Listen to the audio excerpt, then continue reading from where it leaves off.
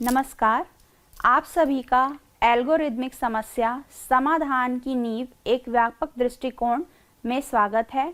मैं डॉक्टर आकांक्षा शराफ, सहायक professor grade 1 computer science and engineering विभाग, राष्ट्रीय प्रौद्योगिकी संस्थान रायपुर में पदस्थ हूँ। आज मैं इस पाठ्यक्रम के चौथे लेक्चर प्रवाह नेटवर्क समस्या फ्लो नेटवर्क प्रॉब्लम पे हम चर्चा करेंगे। इससे पहले हम पिछले क्लास में या पिछले लेक्चर में किस विषय पे चर्चा किए थे उसके बारे में एक संक्षिप्त चर्चा कर लेते हैं। पिछले व्याख्यान में हमने ग्राफ कलरिंग के ऊपर चर्चा की थी। इसमें हमने ग्राफ का परिचय, ग्राफ कलरिंग का परिचय, क्रोमेटिक नंबर के साथ ग्राफ के प्रकार, क्रोमेटिक ग्राफ के प्रकार और कलरिंग ग्राफ के प्रकार, चार कलरिंग थ्योरम और ग्राफ कलरिंग की विधि पे चर्चा की थी।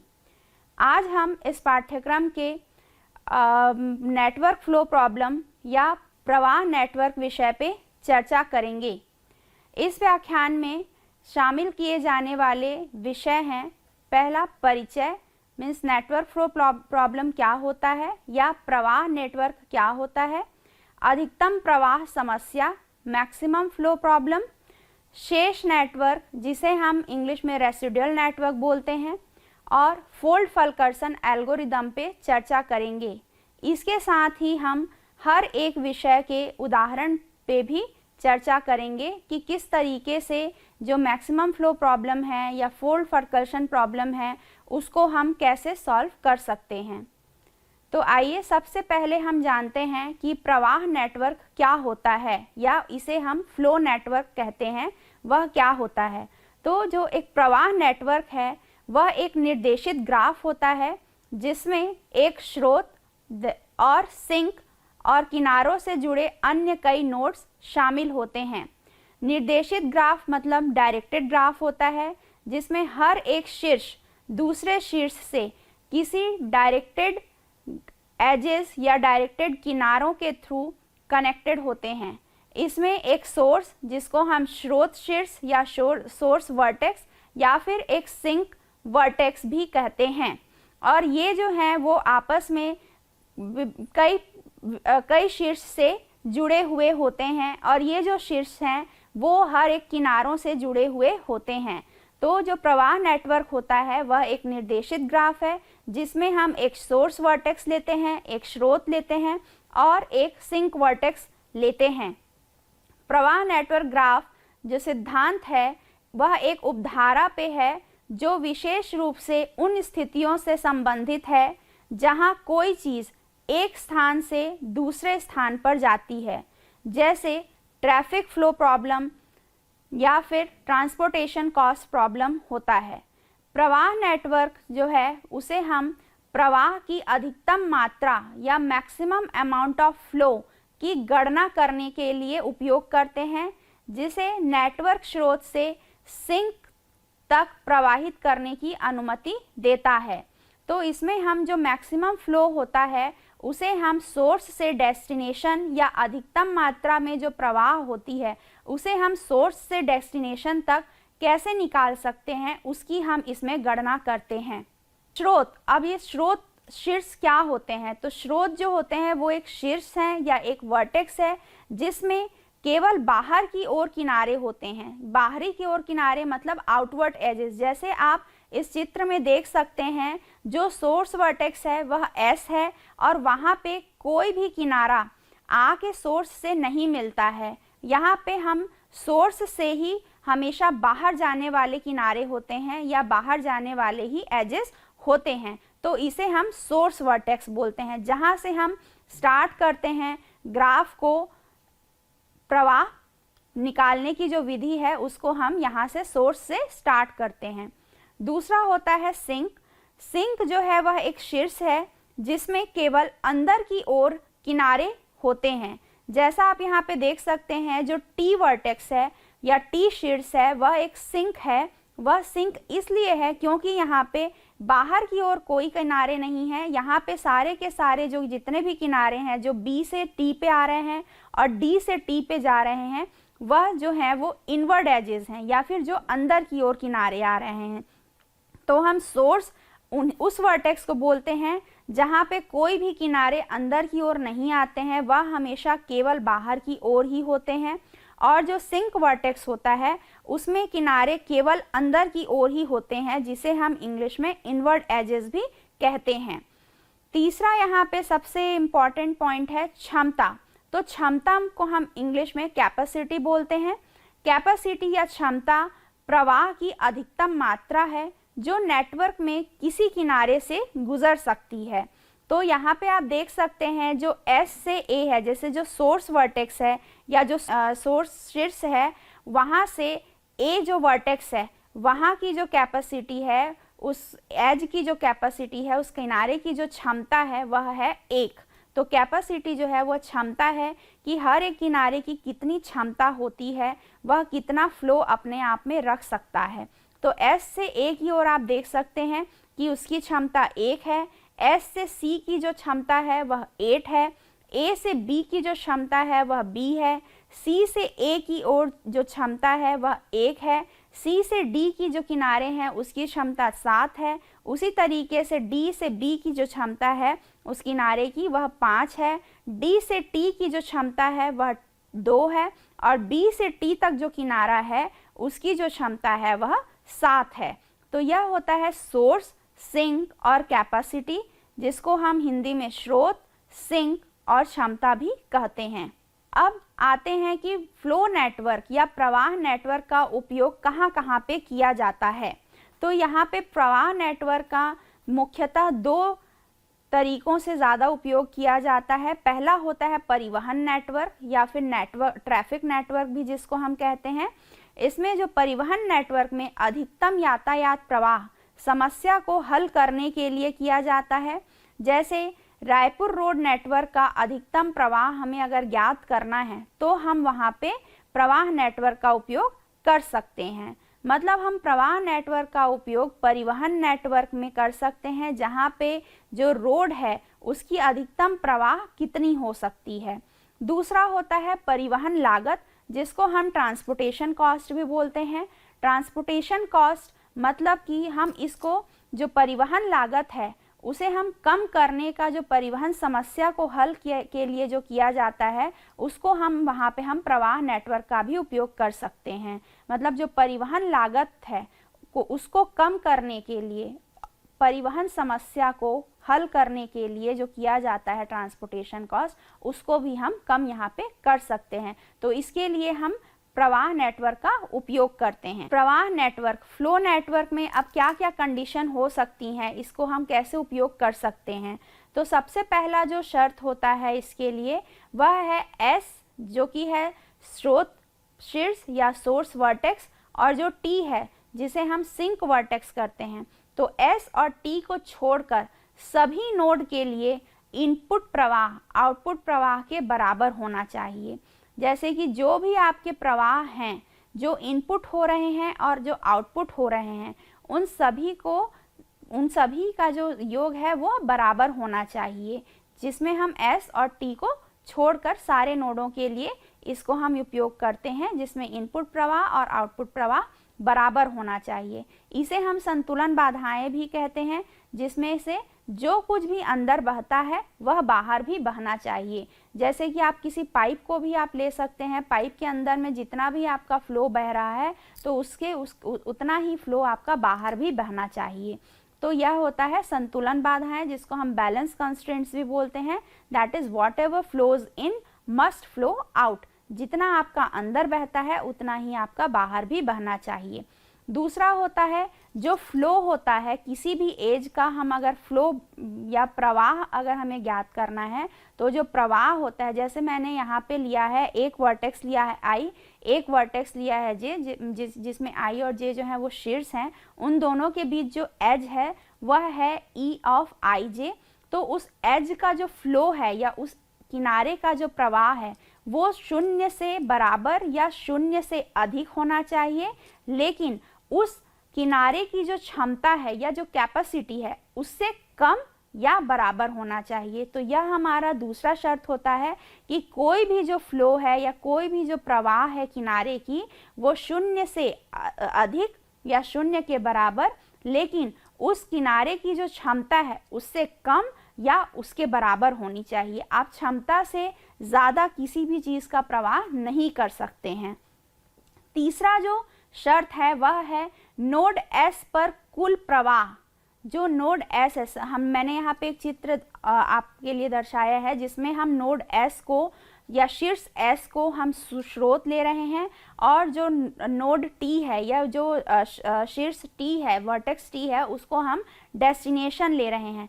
तो नोड S पर जो कुल प्रवाह है वो नोड T के प्रवाह के बराबर में होना चाहिए। तो आप देख सकते हैं यहाँ पे कि वो दोनों बराबर हैं, जहाँ पे जिनका जो प्रवाह है S का और T का, उन सभी का अगर अपन आप योग करते हो जो कुल प्रवाह है वह बराबर ही होगा।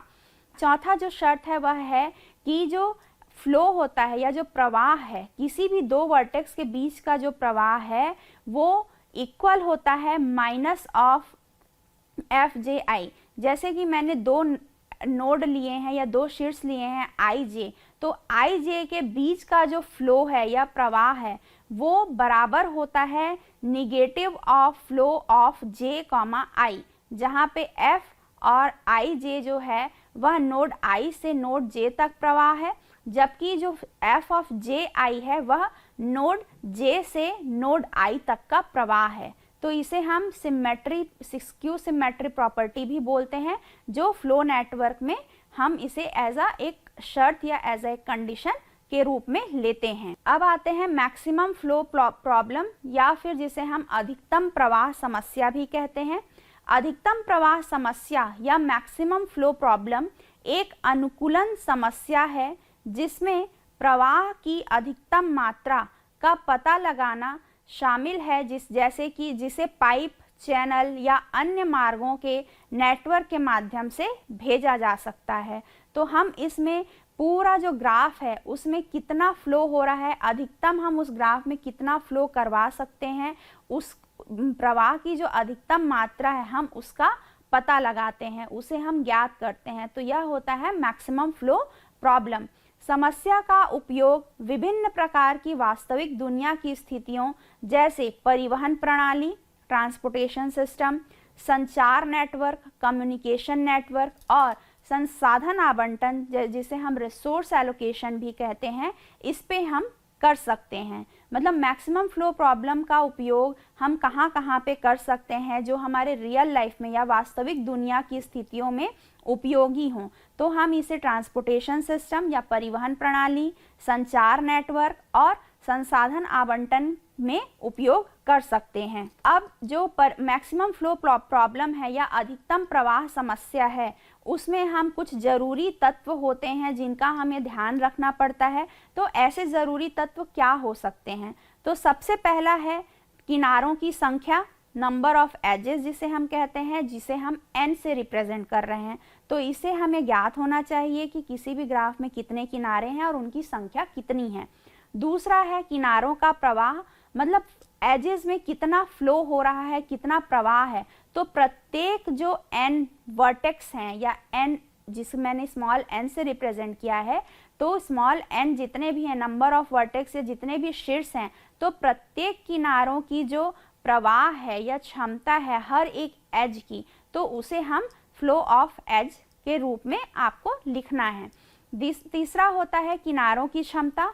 तो किनारों की क्षमता मतलब वर्तमान क्षमता कितनी है, उसमें जो किनारे हैं उसकी हमने वर्तमान क्षमता कितनी रखी है, और उसी क्षमता के आधार पर हम उस एज का या उस किनारे का फ्लो या प्रवाह निकालते हैं। तो इसीलिए जो फ्लो और कैपेसिटी है, इसमें हमें कंफ्यूज नहीं होना है। कैपेसिटी आपको शुरुआती जो ग्राफ रहता है उसमें दिया हुआ होता है, और हमें फ्लो जो है वह निकालना होता है, जो कि डिपेंड करता है आपके क्षमता पर, उस एज का या उस किनारे की कितनी क्षमता है।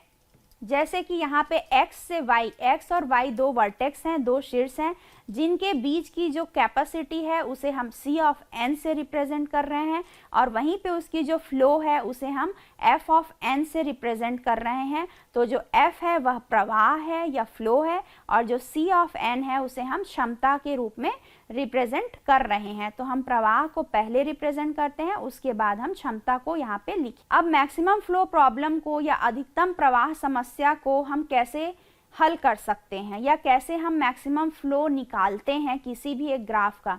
तो सबसे पहला चरण या सबसे पहला स्टेप यह है कि हमें प्रत्येक n के लिए या प्रत्येक शीर्ष के लिए हमें फ्लो निकालना है। तो फ्लो हम शुरुआती तौर पे 0 से स्टार्ट करते हैं, 0 से शुरुआत करते हैं, और जो मैक्सिमम फ्लो की जो वैल्यू होती है, जिसे हम मैक्स ऑफ वैल्यू लिखे हुए हैं यहाँ पे, उसको हम 0 से शुरुआत करते हैं, या शुरू में हम फ्लो और मैक्सिमम वैल्यू दोनों को हम 0 से 0 लिए हुए हैं।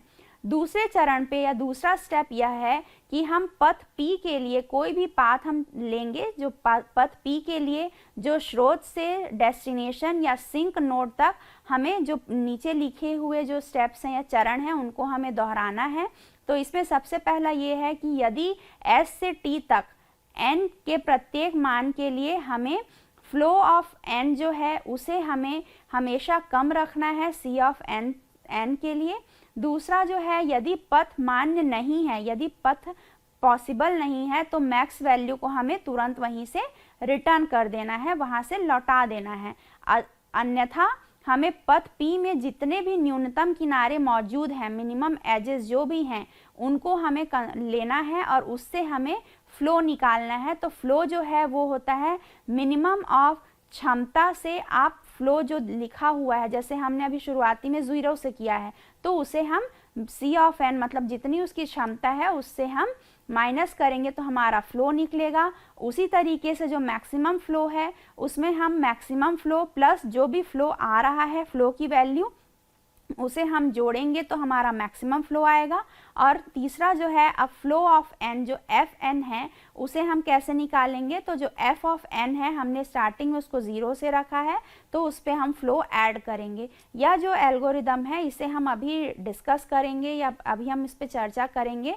जो हम एक एग्जाम्पल उदाहरण के तरीके से हमने एक ग्राफ बनाया हुआ है, जिसके थ्रू आपको यह समझ में आ जाएगा कि ये सारे चरण कैसे हम उसको हम ले सकते हैं, कैसे हम फ्लो निकालते हैं, मैक्सिमम फ्लो निकालते हैं, और किस तरीके से हम F ऑफ n निकालेंगे। ठीक है, और लास्ट में हम मैक्सिमम वैल्यू जो होती है फ्लो की उसे हमें लौटाना है, जिसको हम मैक्स ऑफ वैल्यू पे स्टोर कर रहे हैं। अब आते हैं इसके उदाहरण के तरफ। तो उदाहरण में मैंने लिया है एक ग्राफ जिसका सोर्स जो वर्टेक्स है वह A है, G जो है वह आपका सिंक वर्टेक्स है। अभी हमें इस ग्राफ पर हमें विचार करना है और इसकी अधिकतम प्रवाह हमें ज्ञात करना है। तो आप देख सकते हैं जैसे ग्राफ में आपके जो A, B, C, E, F, G ये आपके शीर्ष हैं, नोड्स हैं, और हर एक किनारों के ऊपर में आपको उनकी क्षमता लिखी हुई है। जैसे A से B की जो क्षमता है वह 11 है, B से E की जो क्षमता है वह 12 है, E से G की क्षमता 19 है। इसी प्रकार अन्य किनारों की भी क्षमता वहाँ पे लिखी हुई है, जिसके आधार पर हमें फ्लो निकालना है। अब इसका सबसे पहला चरण है इसके निकालने के लिए कि हमें प्रत्येक n के लिए F ऑफ n को 0 से शुरुआत करनी है, 0 आपको लेना है, और मैक्सिमम वैल्यू को भी 0 के रूप में ही प्रारंभ करना है। तो आप देख सकते हैं यहाँ पे मैंने सारे जितने भी कैपेसिटी हैं उनको लिखा हुआ है, और उसके पहले में हमने उनका प्रवाह लिखा हुआ है, जो कि हर एक किनारों के लिए जिसे हमने 0 से प्रारंभ किया है। तो हर एक किनारों का यहाँ पे आप देख सकते हैं जो फ्लो है वो 0 है, और जो कैपेसिटी जो हमें ऑलरेडी जो प्रश्न है उसमें दिया हुआ है, तो वह हमने 11, 12, 19 ऐसा करके लिया हुआ है, और फ्लो को हमने 0 से प्रारंभ किया है। दूसरा आता है, अब हम इसमें से कोई भी पथ लेते हैं। जैसे मैंने यहाँ पे पथ लिया है A, B, E और G, तो हम इससे चालू करेंगे। तो आप देख सकते हैं A, B, G इस पथ में सबसे न्यूनतम जो क्षमता है या मिनिमम कैपेसिटी जो है वह 11 है, जो कि A और B किनारे की है। तो यहाँ पे हम 11 को जो है वो एज अ फ्लो लेंगे, जो हमने ऑलरेडी जिस एल्गोरिदम में लिखा हुआ था। तो यहाँ पे जो फ्लो है वह होगा मिनिमम कैपेसिटी की जो क्षमता है जो कि ए और बी की किनारे की है, उसे हम इस फ्लो लेंगे। तो आप देख सकते हैं यहाँ पे हम अपडेट कर रहे हैं ए से बी को, बी से ई को और ई से जी को। तो यहाँ पे आप देखेंगे ए और बी का जो है वो 11/11 है, जिसमें 11 फ्लो रिप्रेजेंट कर रहा है और 11 जो है वो कैपेसिटी है। तो ये जो है ये पाथ जो है वो अब ब्लॉक हो गया है। अब इसमें से हम और फ्लो नहीं करवा सकते हैं। उसी तरीके से आप देख सकते हैं बी और ई की जो फ्लो है या प्रवाह है वह 11 है, जबकि 12 उसकी क्षमता है। तो यहाँ से हम अभी भी फ्लो करवा सकते हैं। ई और जी की जो क्षमता है वह 19 है और जो प्रवाह है वो 11 है। तो यहाँ से भी हम प्रवाह करवा सकते हैं, लेकिन ए और बी से हम नहीं करवा सकते हैं, इसलिए ये पाथ जो है इसे हम समझते हैं कि ये ब्लॉक्ड है। अब आते हैं अगला पथ जिसको हमने लिया है ACFG। इसमें आप देख सकते हैं कि जो न्यूनतम कैपेसिटी है या जो न्यूनतम क्षमता है वह है 4, जो कि है एज F से G की ओर की। तो हम इसे अब लेंगे, जो मिनिमम कैपेसिटी है उसको हम फ्लो के रूप में लेंगे और इसके आधार पर हम बाकी एजेस को अपडेट करेंगे। तो आप देख सकते हैं A से C की जो फ्लो है या प्रवाह है वह 4 है और उसकी क्षमता 12 है। C से F की ओर की जो प्रवाह है वो 4 हो गई है और उसकी क्षमता 11 हो गई है। और F से G की ओर पे 4 क्षमता और 4 जो है वह प्रवाह है, इसीलिए इसे हम पथ अवरुद्ध कहते हैं, जिसे हम पाथ ब्लॉक्ड भी कहते हैं।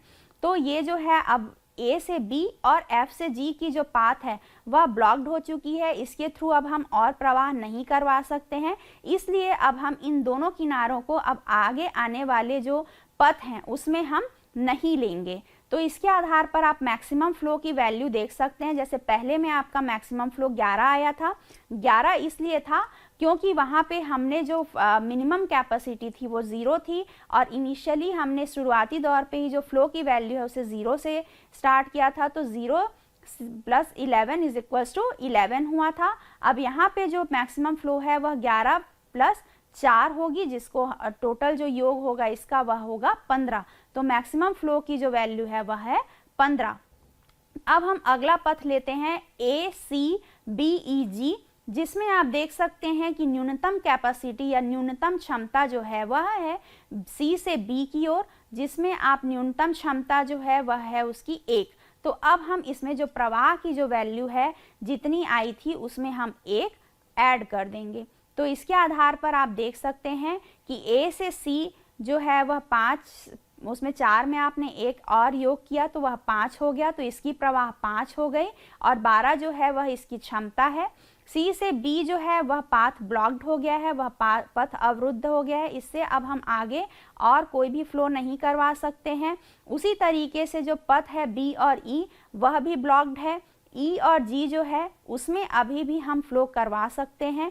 तो इसलिए अब इसके आधार पर जो मैक्सिमम फ्लो की जो वैल्यू है वह है 15 + 1, जिसका योग जो है वह 16 होगा। 1 इसलिए क्योंकि अभी हमने जो प्रवाह लिया है उसको हमने 1 से लिया है, 1 लिया है, और जो पहला जो मैक्सिमम फ्लो था इसके पहले का वह था 15।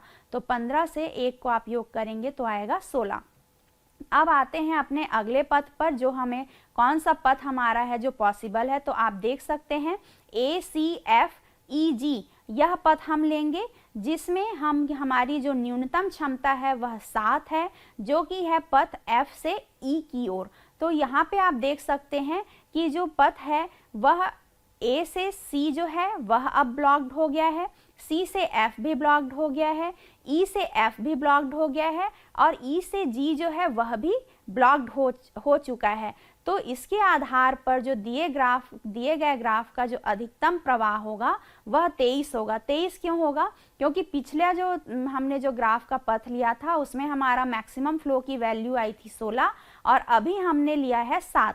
तो 16 + 7 करेंगे तो आपको मिलेगा 23। तो इसलिए यह जो है वो अधिकतम प्रवाह है और अधिकतम प्रवाह 23 इसलिए है क्योंकि अब हम इसमें से कोई भी पथ को हम नहीं ले सकते हैं। हर एक पथ का जो एक मैक्सिमम कैपेसिटी है या जो उसकी क्षमता है उन किनारों की वह पूर्ण हो चुकी है, तो इसके आगे हम उसमें से कुछ भी चीज़ प्रवाह नहीं करवा सकते हैं, इसलिए इसकी अधिकतम प्रवाह जो है वह है 23। तो यदि इसकी क्या हानि है इस ग्राफ को यूज़ करने की, या अधिकतम प्रवाह समस्या की हानि क्या है, तो यदि ग्राफ बहुत बड़ा हो तो इसे कुशलतापूर्वक हल करना कठिन हो सकता है। दूसरा, यह हमेशा एक अद्वितीय या सर्वोत्तम उपाय नहीं प्रदान करता है। अब आते हैं हम रेसिडुअल नेटवर्क पे। तो रेसिडुअल नेटवर्क क्या है और इसे हम यूज़ करते हैं फोल्ड फलकर्सन प्रॉब्लम के लिए। तो पहले हमें रेसिडुअल नेटवर्क जानने की आवश्यकता है। तो इसमें है, यह एक ग्राफ है जो अतिरिक्त संभावित प्रवाह को इंगित करता है। यह शेष क्षमताओं वाले किनारों का एक नेटवर्क है और यह किनारा माइनस प्रवाह की मूल क्षमता है, और इस नेटवर्क के प्रवाह को हम बढ़ा या घटा भी सकते हैं। जैसे आप देख सकते हैं यहाँ पे S से A की ओर का जो प्रवाह है वह 1 है और इसकी क्षमता जो है वह 2 है। तो हम इसमें जो प्रवाह है उसको घटा के हम 0 भी कर सकते हैं और बढ़ा के 2 भी कर सकते हैं। तो उसे हम कैसे कर सकते हैं यह हम देखते हैं। तो जो बढ़े हुए प्रवाह की जो मात्रा को अग्रिम किनारों द्वारा दर्शाया जाता है, अग्रिम किनारे मतलब फॉरवर्ड एज होता है। जैसा कि यहाँ पे आप देख सकते हैं S से A की ओर जो है वह है किनारा, S से A की ओर जिसे हम अग्रिम किनारा बोलते हैं या फॉरवर्ड एज बोलते हैं, जिसे हम 1 से रिप्रेजेंट कर रहे हैं। उसी तरीके से जो घटे हुए प्रवाह की जो मात्रा है उसको हम पीछे किनारे द्वारा दर्शा सकते हैं, जिसको हम बैकवर्ड एज बोलते हैं। अब आते हैं, जैसा हमें यह ग्राफ दिया हुआ है इसका हमें शेष नेटवर्क हमें निकालना है। तो इस ग्राफ का हम शेष नेटवर्क कैसे निकालेंगे, आइए इसे देखते हैं। सबसे पहला जो ग्राफ है उसमें हमने नोड लिया है A से B, जिसमें प्रवाह 1 है और 3 उसकी क्षमता है। तो इसके आधार पर हम इसे रेसिडुअल नेटवर्क या शेष नेटवर्क में कैसे बदल सकते हैं, तो आइए देखिए कैसे करते हैं। तो A से B की ओर अब हम ले सकते हैं 2 को फॉरवर्ड के लिए मतलब अग्रिम किनारे के लिए और 1 को बैकवर्ड किनारे के लिए। ऐसा हम क्यों ले रहे हैं, आप देखिए पहले उसमें A से B तक का जो प्रवाह है वो 1 है और क्षमता 3 है। तो अभी हम इसमें कितना प्रवाह और करवा सकते हैं, तो वह है 2 हम अग्रिम दिशा में प्रवाह और करवा सकते हैं। इसलिए हमने A से B में अग्रिम दिशा की ओर या फॉरवर्ड एज को हमने 2 लिया है, जबकि 1 को हमने बैकवर्ड इसलिए लिया है क्योंकि एक जो फ्लो है वो ऑलरेडी हो चुका है, एक प्रवाह हम करवा चुके हैं, इसलिए हम उसको बैकवर्ड एज में हम ले सकते हैं।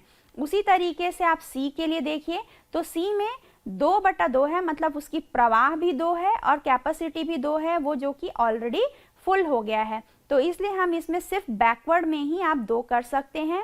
आप फॉरवर्ड डायरेक्शन पे या फॉरवर्ड एज इसमें आप नहीं कर सकते हैं, क्योंकि जितनी उसकी क्षमता थी उसके आधार पर हमने उसका फ्लो करवा दिया है। उसी तरीके से आप आगे भी देखिए, C से B में आप 1 प्रवाह है और 3 उसकी क्षमता है, तो हम 2 को फॉरवर्ड एज ले सकते हैं और 1 को बैकवर्ड।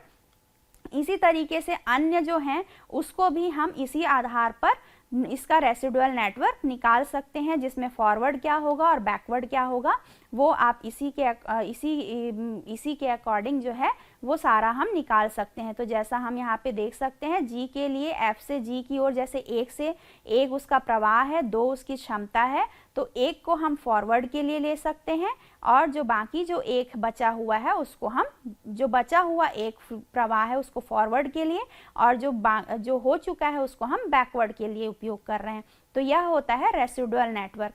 अब आते हैं ऑगमेंटेड पाथ क्या होता है। तो ऑगमेंटेड पाथ को हम संवर्धित पथ भी बोलते हैं, जो कि शेष नेटवर्क में स्रोत नोड से सिंक नोड तक एक निर्देशित पथ है।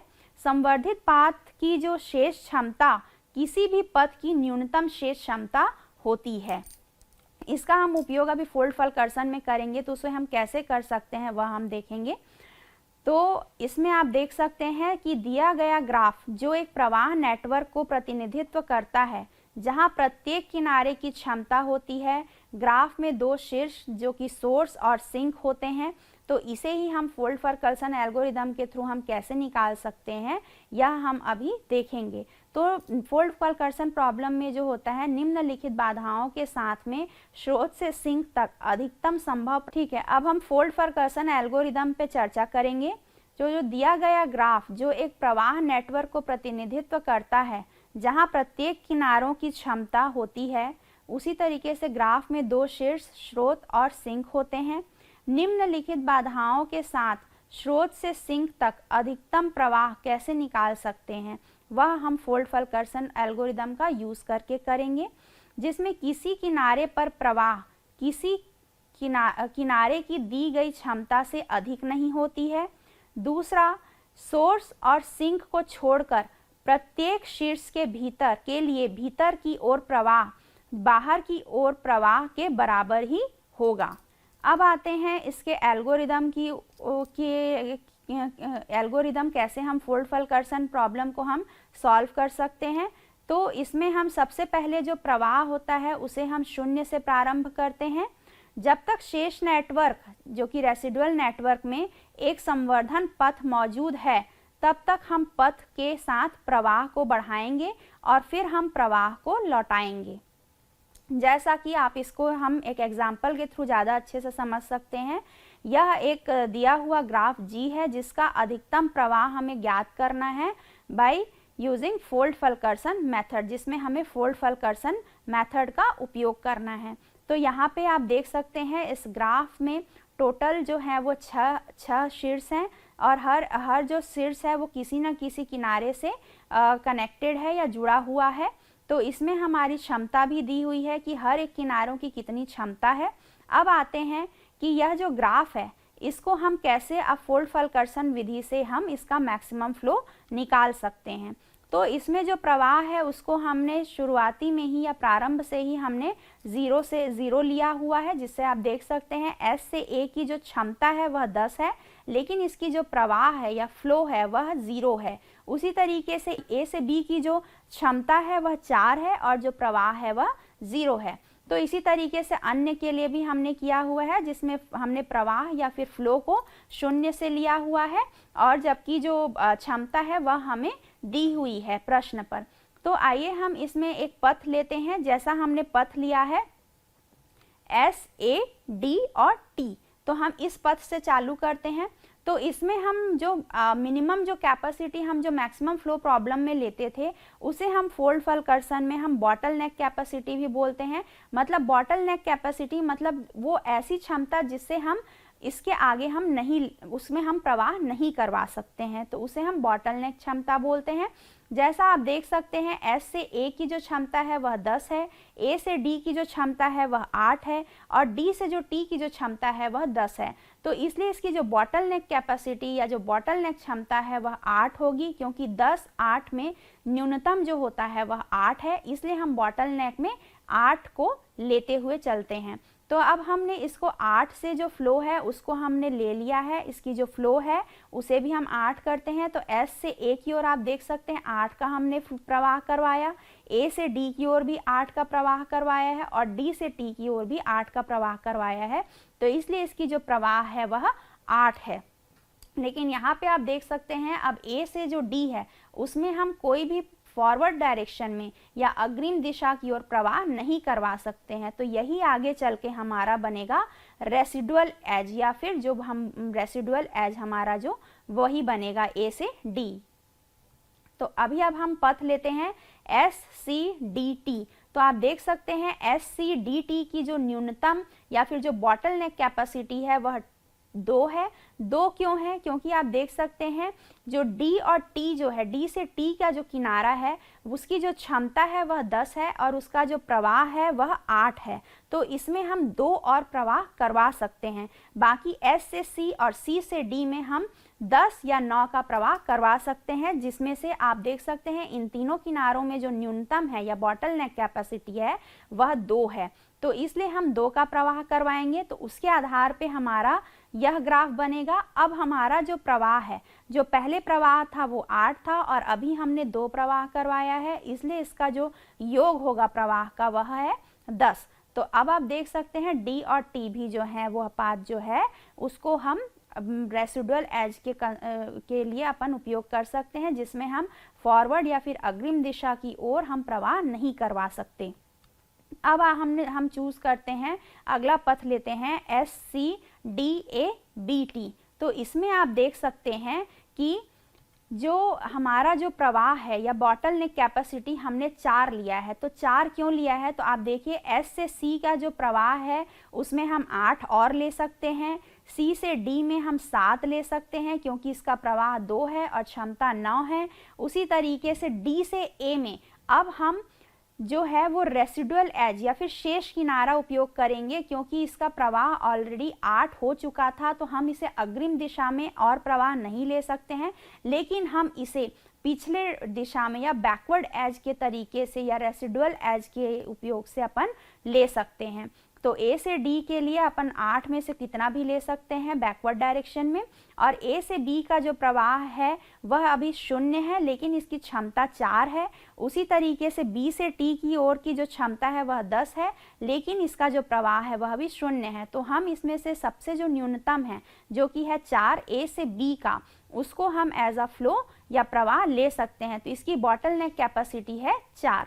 तो अब आप देखिए कि आगे जो हमने जो ग्राफ बनाया है उसमें S से C की अभी जो प्रवाह है वह 6 हो गई, C से D की प्रवाह 6 हो गई, जबकि D से A की जो प्रवाह है क्योंकि हमने उसे रेसिडुअल एज के लिए कंसिडर किया है इसलिए वह 8 से प्रवाह घट के 4 हो गई है। तो यही होता है आपका रेसिडुअल एज का यूज़ कि जिसमें आप उसको फॉरवर्ड या फिर बैकवर्ड दोनों डायरेक्शन में आप ले सकते हो, मतलब अग्रिम और पिछले एज के तरीके से आप उसे ले सकते हो। तो इसमें अब हमारा जो प्रवाह है वह पहले हमारा प्रवाह जो था वो 10 था और अभी अब उसमें हमने 4 को जोड़ दिया है, तो इससे इसका प्रवाह जो है वह टोटल 14 हो गया। अब आते हैं हम पथ SADBT पे। तो आप देख सकते हैं SADBT में आपका जो बॉटल नेक कैपेसिटी है वह है 2, और वह 2 क्यों है? क्योंकि जो S से A का जो है उसमें हम 2 ही प्रवाह करवा सकते हैं, बाकी में उससे अधिक आप प्रवाह करवा सकते हैं, लेकिन न्यूनतम जो प्रवाह है जो बॉटल नेक कैपेसिटी है उसकी 2 है, इसलिए अभी हम 2 को ही प्रवाह करवाएंगे। तो इसके आधार पर S से A जो है वह अब आपका उसमें प्रवाह फॉरवर्ड डायरेक्शन में नहीं हो सकता है और इसमें आप बैकवर्ड डायरेक्शन पे भी नहीं कर सकते हो क्योंकि यह सोर्स है।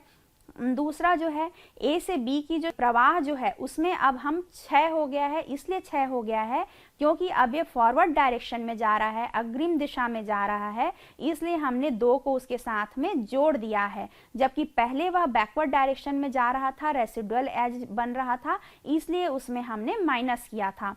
तो इसलिए A से D की ओर जो प्रवाह है वह जा रही है, इसलिए उसकी जो प्रवाह है वह 6 हो गई है और अन्य की भी जो प्रवाह है वह बढ़ गई है। तो इसके आधार पर जो टोटल प्रवाह है वह हो गई 14 + 2 जो कि हो गई 16। अब हम दूसरा पथ लेते हैं। जो नेक्स्ट जो पथ है, अगला पथ है वह है SCDBT। तो SCDBT में आप देख सकते हैं इसकी जो बॉटल नेक कैपेसिटी है वह 3 है, और 3 किसके आधार पर है? C से D की ओर जो किनारा जा रहा है उसमें हम 3 ही प्रवाह करवा सकते हैं और बाकी किनारों को आप देख सकते हैं उसमें हम 3 से अधिक जो है वह फ्लो करवा सकते हैं। इसलिए इस आधार पर हमारा जो प्रवाह होगा वह टोटल हो जाएगा 16 + 3 जो कि होता है 19। तो इसके आधार पर C से D जो है वह भी पाथ में हम अब फ्लो नहीं करवा सकते हैं। अब इसके आधार पर आप देखिए कि इसमें कोई भी संवर्धित पाथ उपलब्ध नहीं है, संवर्धित पाथ कोई भी उपलब्ध नहीं है। इसके आधार पर हम यह आप देख सकते हैं कि इसके आधार पर हम यह ज्ञात कर सकते हैं कि हमारा संवर्धित पथ उपलब्ध नहीं है, अतः जो ग्राफ का अधिकतम प्रवाह है वह 19 होगा। अब यह जान लेते हैं कि संवर्धित पथ जो हमने पहले जो चर्चा किया था वह एक्चुअली में क्या है। तो आप देख सकते हैं यहाँ पे S से A में अगर आप जाते हैं, सोर्स है S या जो स्रोत आपका शीर्ष है वह S है, तो S से अगर हम स्टार्ट करते हैं, S से चालू करते हैं, तो S से A की ओर में पूरा प्रवाह 10 हो चुका है, S से C में एक प्रवाह बचा हुआ है, लेकिन जब आप C से D जाएंगे तो वहाँ पे कोई भी प्रवाह नहीं बचा है जो कि पूरा हो चुका है, मतलब वो पाथ ब्लॉक्ड हो गया है। उसी तरीके से आप C से A की ओर भी नहीं जा सकते हैं। अगर हम SCA वाला पाथ अगर हम चूज़ करते हैं तो S से C तक तो आप आ सकते हैं, लेकिन C से A में नहीं जा सकते हैं क्योंकि C से A तक का कोई डायरेक्शन नहीं है, वह फॉरवर्ड के लिए है। तो वहाँ पे ऑलरेडी प्रवाह शून्य भी है, तो इसलिए हम उसका बैकवर्ड भी नहीं जा सकते हैं। तो इसलिए एस सी ए वाला पाथ आप नहीं ले सकते। एस से ए ऑलरेडी ब्लॉक्ड हो चुका है, उसमें प्रवाह खत्म हो गया है, इसलिए हम उसे भी नहीं ले सकते। एस से सी लेके सी से डी की ओर भी आप नहीं जा सकते हैं कि एस से सी तो हो सकता है, लेकिन सी से डी में ऑलरेडी वह पाथ जो है वह ब्लॉक्ड है, और डी से टी आगे भी पाथ ब्लॉक्ड है। तो इसलिए इसका जो अधिकतम प्रवाह होगा वह 19 होगा। अब हमारे जो अगले व्याख्यान में हम union by rank and path compression या रैंक द्वारा संघ और पथ संपीड़न पे चर्चा करेंगे। आशा करती हूँ आपको आज का विषय जिस पे हमने चर्चा की थी वह आपको आपके उपयोग में होगा और आपको समझ में आया होगा। तो हम अगले व्याख्यान में फिर से मिलेंगे, तब तक के लिए नमस्कार।